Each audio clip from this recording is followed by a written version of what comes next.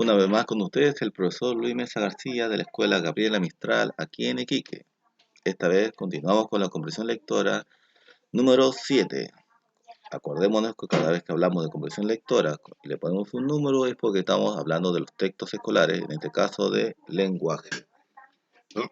Recordando, la clase anterior vimos un texto llamado noticia. Las noticias son textos que tienen un propósito de informar, son textos informativos, ante todo. Sobre ello informan hechos recientes, ¿cierto? Porque si nos informara un hecho antiguo, un hecho que pasó hace mucho tiempo, no sería una noticia. Sería una noticia en esa época. Pero en este momento, si se informa algo que pasó, por ejemplo, en la época de, la, de los griegos, de los romanos que estudiamos en la área de historia, eh, no sería una noticia, sino sería un texto informativo del tipo, dependiendo del texto, podría ser un texto informativo histórico. En el caso de la noticia tiene que ser un hecho reciente y de interés para muchas personas o que llama la atención por lo novedoso o sorprendente que sea la noticia. Se difunde en los medios de comunicación masivos, donde se puede, ¿cuál sería el instrumento, cierto? O el canal para poder dar la noticia? Pueden ser los diarios, puede ser la televisión, puede ser la radio, por ejemplo. Este sería el canal para poder mandar el mensaje, más la noticia sería el texto, es decir, lo que se va a informar. La noticia escrita, que es el caso de nosotros, aparece en los diarios de papel o electrónico, por ejemplo, porque algunos, si usted lo invita a sus padres, a veces no solamente leen el diario en papel, sino que lo pueden hacer vía internet, que son noticias electrónicas, que son las que se leen en internet. Generalmente la noticia escrita presenta la siguiente estructura. Ya lo habíamos visto en la clase pasada. Tenemos un titular que contiene información más relevante de la noticia y llama la atención del lector. Por eso que en todos los textos hablamos de título, pero en los textos de tipo noticia le cambiamos el nombre al título y le llamamos titular. Porque el titular, aparte que tiene que darnos una información general y relevante de la noticia, en el caso de noticia, este título tiene que además llamar la atención del lector. Tiene que ser impactante para el lector. Por eso que se le llama titular. Además, se dice la fecha, que es donde se registra qué día se publicó la información. ¿Cierto? Esa es la fecha. También hay un cuerpo que se llama cuerpo de la noticia, que es donde nos dicen los hechos, fechas, personas involucradas y acontecimientos importantes. Existe algo que se le llama la bajada, que es el extracto o síntesis de la noticia. Si yo leí el titular y me impactó, si leo la bajada, que está abajo del titular, podré saber en síntesis, ¿cierto?, de qué trata la noticia como tal. Y tenemos la fotografía que apoya la información entregada, ¿cierto? Para eso sirve esta ilustración llamada fotografía. Ahora, en el cuaderno ustedes podrán responder a la siguiente pregunta. ¿Crees que la fotografía aporta información sobre el hecho informado? ¿Aporta o no aporta información? ¿Por qué?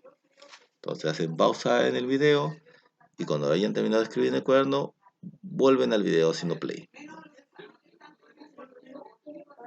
Ahora, piensa y comenta en un grupo de 5 compañeros o, en el caso de ustedes, con sus familiares. ¿Crees que Rudolf y Marcus se encontraban en su ambiente de afecto de seguridad?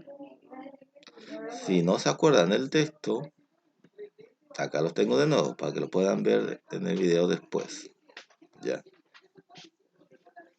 muy bien. Y subrayan en el texto acciones que respalden tu opinión si estuvieran el texto a mano. A ver, leamos el fragmento. Marcos jugaba con su hermano pequeño, Rudolf, en la piscina de su abuela en Korbach, Alemania. Aquí, en esta oración, Marcos jugaba con su hermano pequeño, Rudolf. En la piscina de su abuela en Corvada, Alemania, hay que encerrar con lápiz rojo la palabra que nombra personas y lugares específicos. Específicos. A eso le llamamos sustantivos propios. Y encerramos con verde o con otro color si no tienen verde, las que se refieran a personas y lugares sin decir su nombre específico, que eso sería los sustantivos comunes. ¿Por qué digo esto? Porque justamente después de que ustedes puedan encerrar en rojo las palabras que tienen nombran personas y lugares específicos, sustantivo propio, y después con otro color las palabras o personas o lugares que tengan nombres que no sean específicos, sería sustantivo común, me lleva justamente a la introducción de algo que ya vimos también en otra clase, que es los sustantivos, que sirven para nombrar personas, lugares, animales, objetos, sentimientos o ideas. Los sustantivos comunes nombran algo en forma general, por ejemplo, hermano, piscina, abuela. Pueden ir acompañadas de artículos como el, la, los, las, una, unos, unas. Los artículos siempre deben concordar con el sustantivo en género, es decir, femenino o masculino, o en número singular o plural. Por ejemplo, la abuela. Si abuela es femenino, el artículo la tiene que ser femenino. Si abuela está en singular, el artículo la tiene que estar en singular. Los sustantivos propios, por lo contrario, dan un nombre específico. Por ejemplo, Rudolf. Se escriben siempre con mayúscula y no se acompañan de artículos. Por lo tanto, si tienen el texto a mano o pueden imprimir el texto, pueden aquí en el texto encontrar y encerrar con un círculo de un color todos los sustantivos propios, es decir, aquellos que están con mayúscula y que nombran un lugar o una persona en forma específica.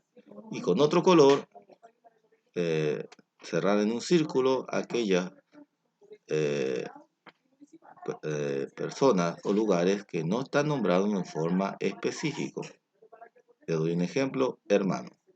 Hermano está nombrando a un hermano, pero no dice el nombre. Entonces eso sería un sustantivo común.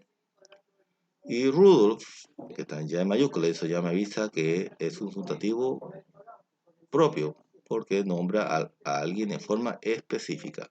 Y así vemos de países, vemos de lugares como tal, ¿cierto? Lugares, personas, etcétera. Entonces la tarea es que ustedes, apoyados de su papá, mamá, abuelo, tía, con quien vivan, si es que puedan encerrar en un círculo. Ahora, si no lo pueden hacer, pueden en el cuaderno escribir acá. Si tienen el libro, lo pueden encerrar en un círculo. Y si no tienen el libro o no pueden imprimirlo, busquen acá sustantivos comunes, me escriben acá, y sustantivos propios lo escriben acá. Esto lo pueden hacer en el cuaderno. Y pueden usar los sustantivos comunes que ustedes vean más convenientes y los sustantivos propios que ustedes vean más convenientes para hacerlo. No necesariamente del texto. Si gustan del texto, excelente, pero si no, pueden usar de sustantivos propios comunes o comunes de que ustedes vean a su alrededor. Bueno, esa sería la clase de hoy día. Espero que estén bien, cuídense mucho y hasta la próxima clase.